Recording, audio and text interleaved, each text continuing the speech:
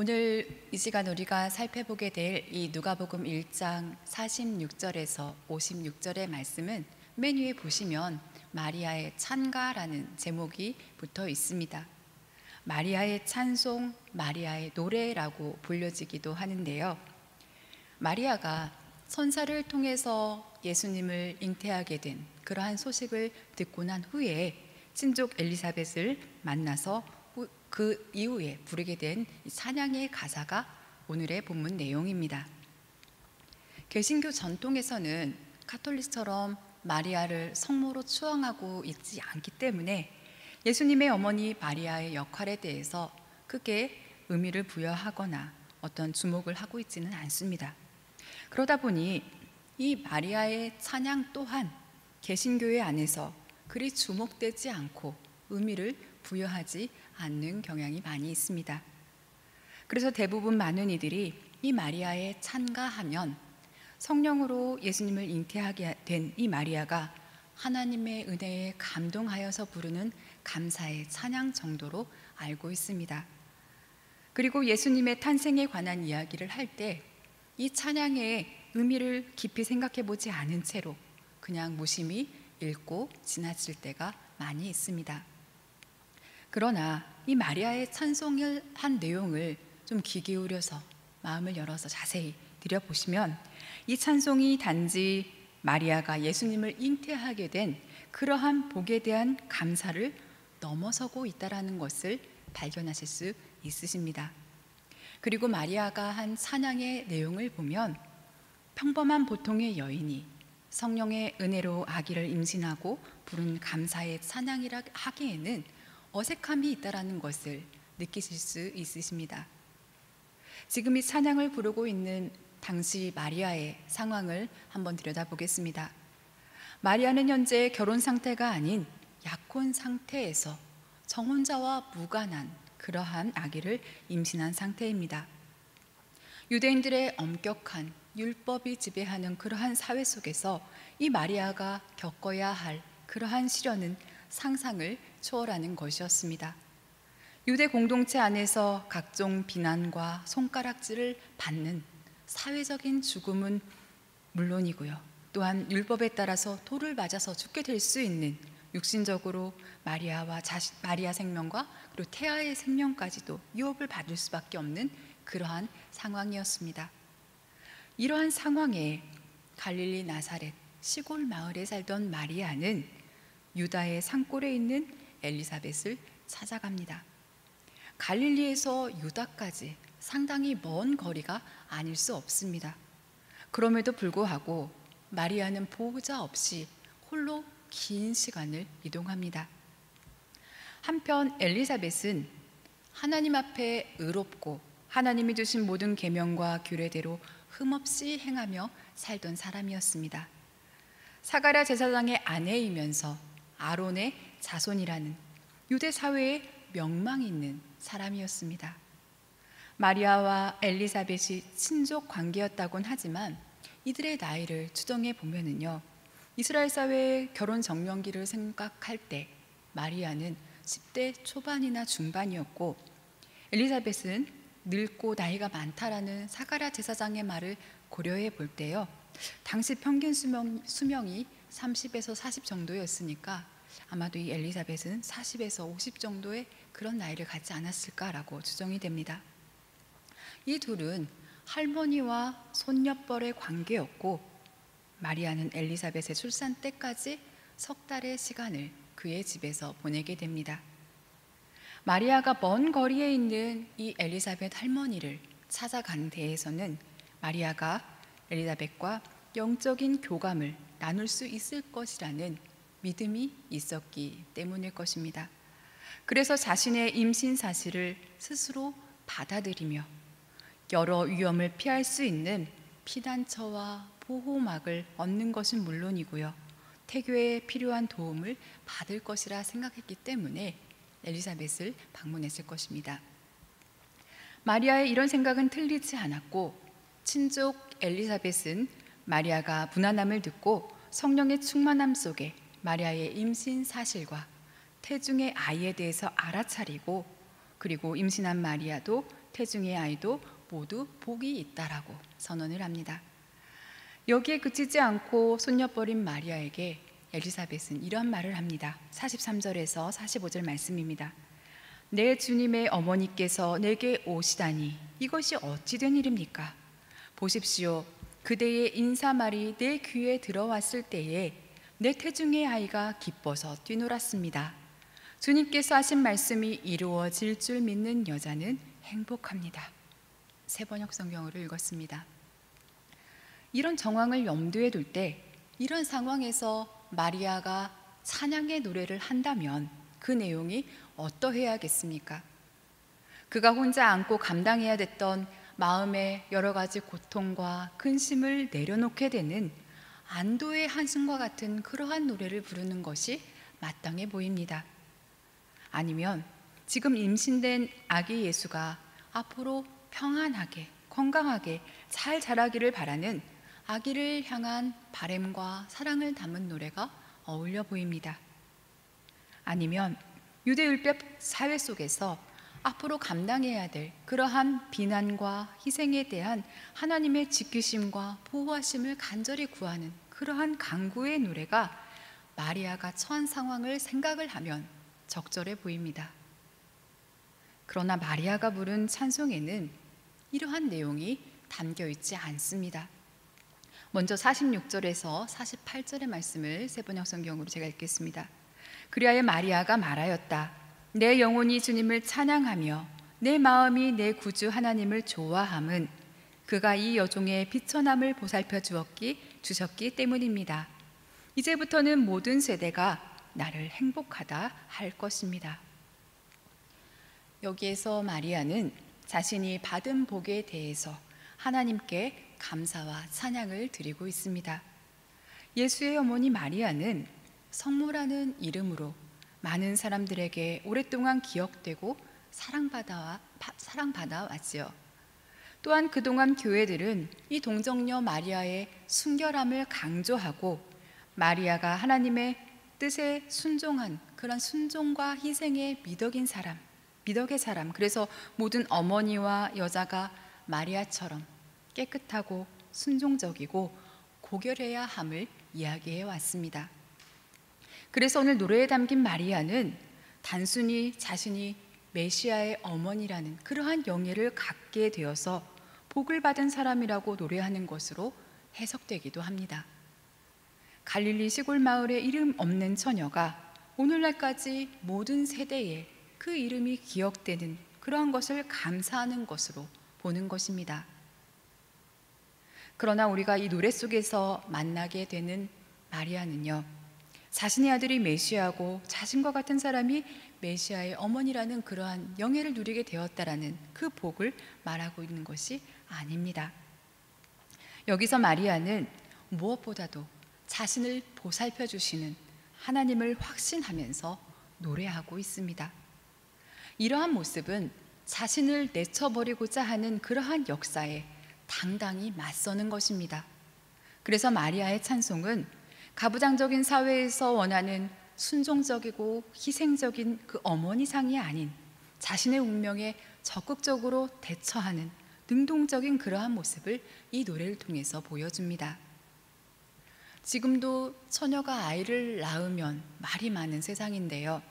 처녀가 아이를 낳으면 죽음을 무릅써야 하는 이 1세기 유대사회 속에서 마리아는 현재 뱃속의 아이의 생명은 하나님이 정하셨고 이 아기는 하나님의 것이라는 인증을, 이 의로움을 인정받는 엘리사벳을 만나서 확증을 갖게 되었습니다. 그러면서 마리아는 더 이상 순결을 지키지 못한 그러한 여인의 깊은 수치를 씻어주는 강력한 구원의 힘을 경험하게 됩니다. 그래서 그는 그에게 일어난 기이한 일을 하나님의 구원의 사건으로 선포하고 그리고 이해하고 있는 것입니다. 마리아는 하나님이 그녀의 비천함을 아시고 그녀와 그 아들을 돌보셨다고 고백합니다. 그녀는 비천한 자리에서 고난의 삶을 살 수밖에 없는 그러한 사람이지만 하나님께로부터 또한 하나님의 의로운 사람으로부터 정당하다고 인정받는 그러한 여인이 되게 하셨고 비천한 삶을 살아가는 이들의 희망을 대표하는 복을 하나님이 주셨기 때문입니다. 그래서 마리아는 여종의 비천함을 하나님께서 돌보셨다고 찬양합니다. 그리고 이제 이후로는 모든 세대가 그녀에게 하나님의 복을 받은 사람이라고 말할 것이라고 그렇게 노래합니다. 마리아에게 하나님은 비천한 자에게 관심과 구원을 베푸신 분이셨습니다. 그러나 마리아는 이 비천한 자에 대한 하나님의 관심과 구원의 역사를 단지 마리아 자신의 개인의 신앙 사건이라 말하지 않습니다. 그에게 일어난 일이 하나님을 두려워하는 자에게 일어날 것이라고 노래를 통해서 선언을 합니다. 49절에서 50절 말씀입니다. 능하신 이가 큰 일을 내게 행하셨으니 그 이름이 거룩하시며 긍휼하심이 두려워하는 자에게 대대로 이르는도다. 마리아는 전능하신 하나님께서 큰 일을 이루셨다고 고백합니다. 비천한 사람을 구원하시는 하나님의 능력을 찬양하면서 이런 하나님을 마리아는 거룩하신 분이라고 소개하고 있습니다. 그리고 이 거룩하신 하나님을 두려워하는 사람, 즉 비천한 자를 돌보시는 하나님을 경외하는 사람들에게 하나님께서 대대로 베푸실 긍휼을 찬양합니다. 그리고 이어서 사회적, 도덕적, 경제적으로 소외되고 억압당하고 착취당하는 사람들을 위한 하나님의 강력한 구원의 그러한 열망을 담아서 계속 노래합니다. 51절에서 53절의 말씀을 우리 함께 읽도록 하겠습니다. 시작. 그의 팔로 힘을 보이사 마음의 생각이 교만한 자들을 흩으셨고 권세에 있는 자를 그 위에서 내리치셨으며 비천한 자를 높이셨고 줄이는 자를 좋은 것으로 배불리셨으며 부자는 빈손으로 보내셨도다. 아멘. 이 노래는 누가복음의 핵심 메시지의 줄기를 아우르고 있는 그러한 내용이라고 할 수 있습니다. 예수 그리스도께서 이 땅에 오셔서 일으키시는 하나님 나라의 역사에 핵심이 되는 그러한 내용이 담겨 있기 때문입니다. 오늘 우리에게는 이 마리아가 부른 노래의 가사만 전해지고 있기 때문에 당시 어떤 곡조를 가지고 이렇게 노래가 불렸는지는 알 수 없습니다. 그러나 오늘 우리가 읽은 이 마리아의 찬송은 전적으로 마리아가 창작해서 지은 개인 찬송은 아닙니다. 마리아 찬가는 누가복음이 기록되기 훨씬 전에 이스라엘 대중들의 입에 오르내리던 노래였습니다. 신구약 중간 시대에 등장한 이 마카비 전쟁의 그러한 상황을 반영하고 있다는 것이 학계의 통설이기도 한데요. 이 노래는 유대계 그리스도인들, 특히 예루살렘 모 교회에서 부르던 노래였습니다.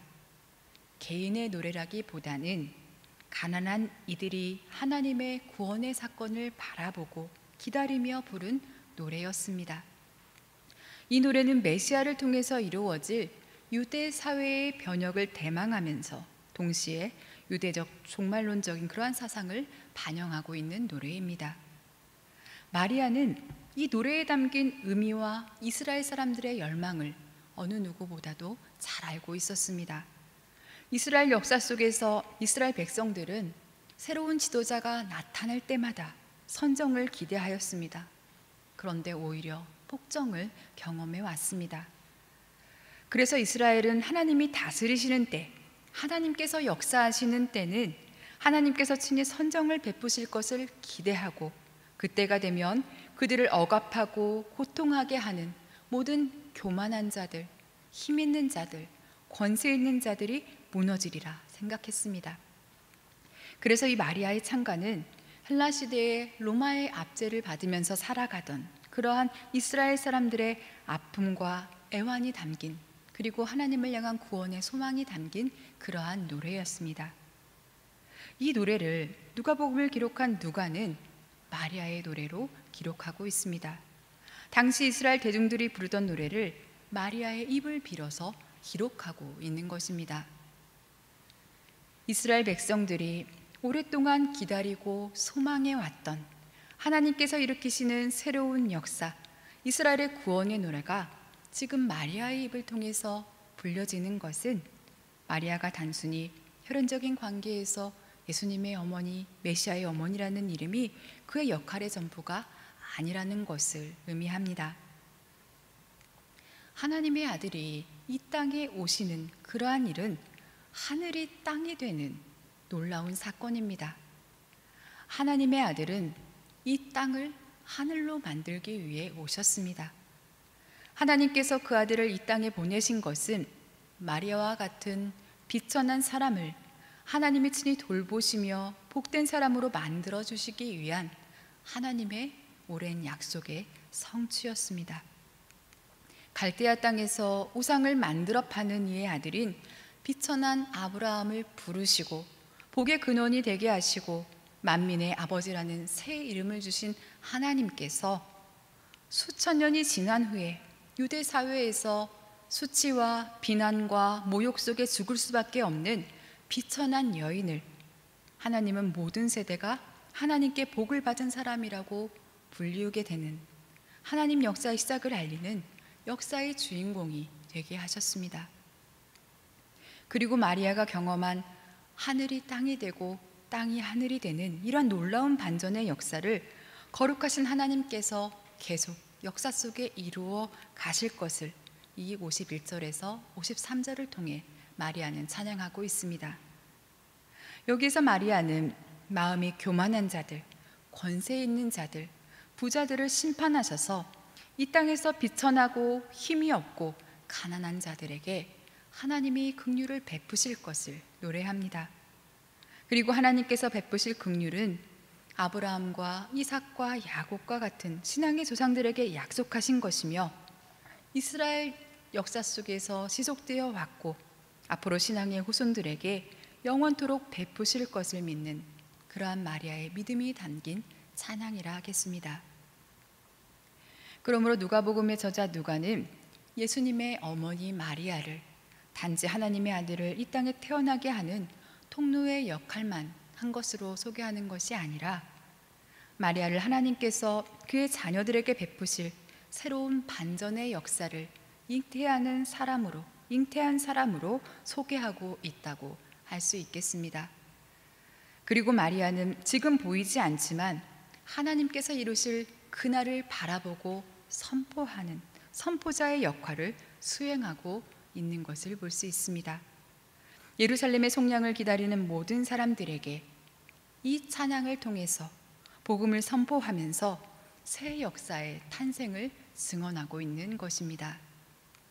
그리고 동시에 또한 마리아는 그가 잉태한 아기와 함께 하나님의 긍휼이 필요한 이들을 위해 자신이 감당해야 하는 희생을 감수하며 동참하는 하나님 나라의 동역자, 참여자의 역할을 하는 것을 볼 수 있습니다. 마리아는 가나안의 혼인잔치의 사건에서도 볼 수 있듯이요, 하나님께서 이루실 새 역사를 향해 나아가는 그러한 아들의 조력자적인 그러한 역할을 수행했습니다. 그 아들의 십자가의 죽음을 함께한 정도로, 십자가의 죽음의 시간을 함께할 정도로 마리아는 하나님 나라를 향한 동역자였음을 간접적으로 성경은 보여주고 있습니다. 성경은 마리아와 예수를 혈연적인 관계로 묻고 드러내기보다는 예수님과 같이 일을 하는 자, 예수님과 같이 하나님의 뜻을 이루려는 목적을 가지고 동역하는 자의 모습을 우리에게 보여주고 있습니다. 그리고 이러한 모습은 마리아가 이 땅에 하나님의 긍휼의 역사를 성실하게 키워나가는 양육자의 역할을 잘 감당했다는 것을 우리로 생각하게 합니다. 그러므로 우리는 마리아의 찬송 속에서 하나님께서 예수 그리스도를 통해 시작하실 하나님 나라의 선포자이고 동역자이고 양육자인 마리아의 모습을 떠올리면서 이런 마리아의 역할이 오늘 우리 그리스도인의 모습이 되어야 하겠습니다. 그래서 마리아가 부른 찬송을 오늘 우리가 함께 부를 수 있어야 하는 것입니다. 오늘 우리는 예수님의 탄생을 기다리는 대림절기를 보내고 있습니다. 이 절기에 여러분은 마리아의 비천함을 돌보시고 구원하시는 하나님의 긍휼의 마음, 하나님의 긍휼의 은혜를 경험하고 계십니까? 우리가 섬기는 거룩하신 하나님은 비천한 사람을 멀리하고 정죄하고 심판하시는 하나님이 아니십니다. 하나님의 거룩하심을 감히 입에조차 올릴 수 없는 미천하고 어리석은 우리를 긍휼히 여기시고 복되게 하신 분이 바로 우리 하나님이십니다. 이런 하나님을 섬기는 우리가 불러야 할 찬양과 드려야 할 기도가 무엇이겠습니까? 지금 우리의 마음과 입술에 어떤 찬양을 하나님께 올려드리고 있습니까? 우리 그리스도인들은 힘 있는 자리, 권세 있는 자리, 부요의 자리를 주시기를 구하는 찬양과 기도를 드리는 사람이 아닙니다. 마음이 교만한 자, 권세 있는 자, 힘 있는 자, 부를 가진 자, 이러한 자들을 통해서 가난한 자들을 억압하고 줄이게 만드는 그러한 자를 심판하시는 하나님을 믿는 자들입니다. 이렇게 가난한 자를 억압하는 자를 하나님은 흩으시고 끌어내리시고 빈손으로 떠나보내시는 그러한 일을 하시겠다라는 그러한 것을 소망하면서 하나님의 긍휼을 간구해야 하는 사람들이 바로 우리 그리스도인들입니다. 그래서 우월한 지위를 가진 것을 가지고 하나님께서 이 땅에 생명을 허락하신 자녀들의 삶을 비참하게 만드는 이들에게 하나님의 심판을 선언해야 하는 것입니다. 오늘날 한국 사회에서 대다수의 사람들은 교회를 비도덕적이고 비이성적이고 자기 중심적인 이기적인 집단으로 바라보고 있습니다. 이미 젊은 세대는 물론 장년들의 상당수도 사회생활을 하는 가운데 자신이 기독교인이라는 것을 밝히고 싶어 하지 않는 사람들이 많이 있습니다. 왜 그러합니까? 교회가 혐오와 지탄이 되고 있고 개신교인들이 비천한 자가 되어버렸기 때문입니다.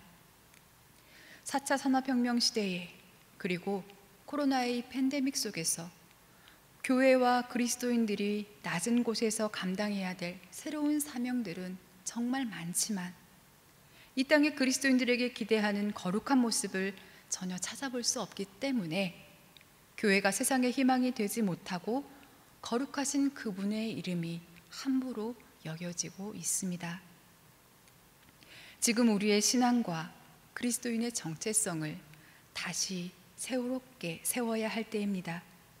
여전히 교회와 성도가 물질 만능주의, 성공지상주의, 개교의 우선주의, 문자 중심적인 그러한 신앙에 빠져 있다면 스스로 끝없는 몰락을 자초하는, 스스로 천박해지는 그러한 일을 하는 것입니다.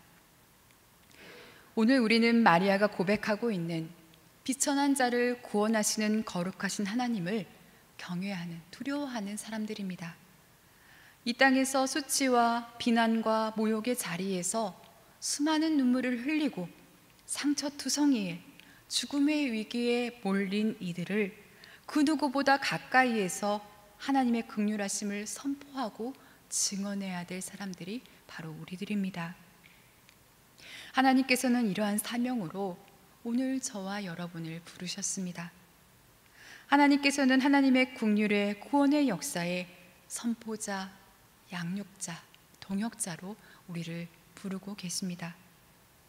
예수님의 오심과 다시 오심을 기다리는 이 대림절기에 오늘 우리가 부르는 찬양의 노래가 지극히 개인적인 그러한 차원의 구원 체험과 갈망에 치우쳐 있거나 아니면 해마다 성경 말씀을 문자 그대로 되뇌는 것에 반복하고 그것을 찬양하는데 머물러서는 안 되겠습니다.